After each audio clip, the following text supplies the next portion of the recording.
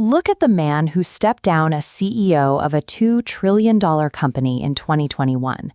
He is bald, heavily muscled, and carries the quiet confidence of a tech titan. But wind the clock back to 1994, and you find a very different person, a Wall Street quant tapping away on a keyboard in the passenger seat of a beat-up Chevy Blazer. At the time, Bezos was a senior vice president at D.E. Shaw, a highly secretive hedge fund. While reviewing market reports, he found a startling metric. Internet usage was growing by 2,300% per year. He recognized that rate of acceleration required an immediate response. He built a spreadsheet evaluating 20 potential product categories to sell online, and he settled on books.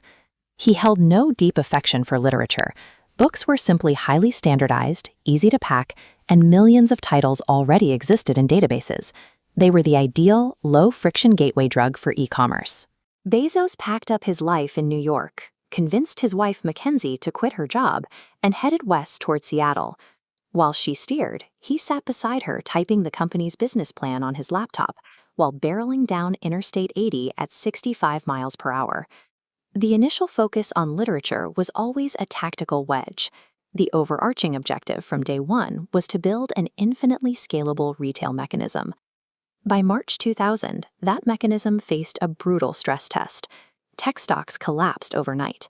Wall Street analysts looked at Amazon's massive cash burn rate and predicted bankruptcy within months, famously dubbing the company Amazon Toast. Inside the company, panic was absent. Bezos became cold and surgical. He laid off staff, axed side projects, and slashed the company's burn rate to the bone, entirely removing the luxury of experimentation. The broader e-commerce landscape was decimated. High-profile competitors with massive ad budgets, like Pets.com and eToys, evaporated entirely. Amazon barely survived.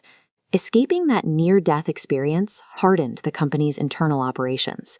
The focus narrowed entirely onto building resilient physical infrastructure, explicitly prioritizing long-term market capture over short-term quarterly profit.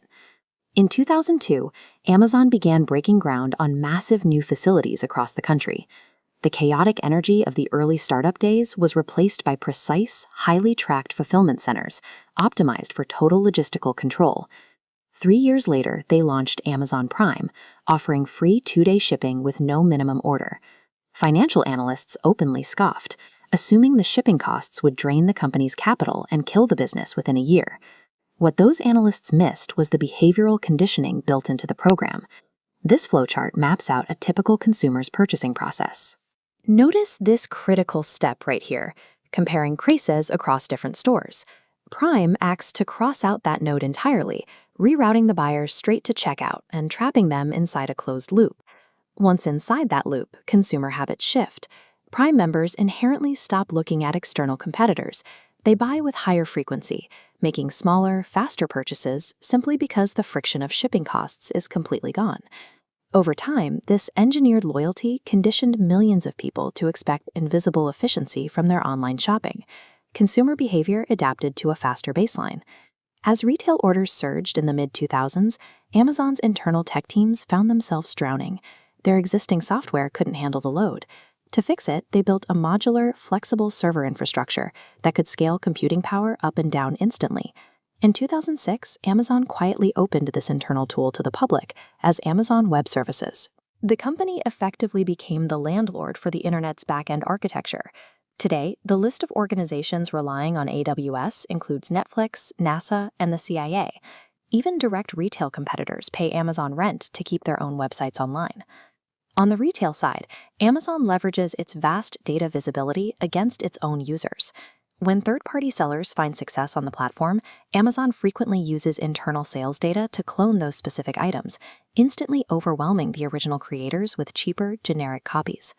By pairing an inescapable cloud hosting infrastructure with the ruthless weaponization of marketplace data, the company secured an absolute grip on the underlying mechanics of the modern economy. The sheer scale of that dominance eventually drew severe political scrutiny. In 2020, lawmakers summoned Bezos to defend his company's operations, focusing heavily on his aggressive use of private seller data and monopolistic control. Then, in February 2021, the pressure abruptly dissipated. Bezos announced he was stepping down. handing day-to-day operations over to Andy Jassy, the architect behind AWS, without any accompanying scandal or crisis.